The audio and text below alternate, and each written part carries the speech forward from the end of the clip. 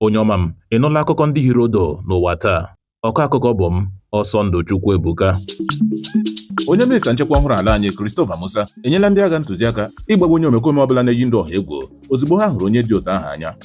Ndị otu pati AB ga-ekwupụtala ndonye ukwu ha nye ọchịchị Tinubu ma rụtụ aka na ha ga-ekwupụta n'oge na-adịghị anya ndonye ukwu ha nye ịzọkwa onye isi ala ya n'ime afọ 2027.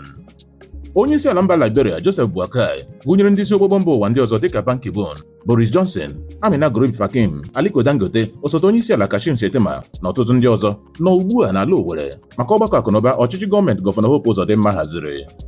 Gọọmenti steeti Abịa agọọla ụkwụ ha n'aka ha na ihe mere Gọvanọ Alex Oti jiri gaa izute onye isi ala Tinubu bụ iji sonye pati APC ma kọwaa na njem ahụ bụ kpọmkwem n'ihi okwu mekọtara ntọhapụ Maazị Nnamdi Kanu. Kepụkepụ na-erute ụlọ ọrụ anyị na-akọwa na nwunye nke mbụ ọgụ egwu Two-Face dibịa Annie etinyeghachila Annie dibịa ugbu a dịka aha ya n'ọba soshal midia Instagram.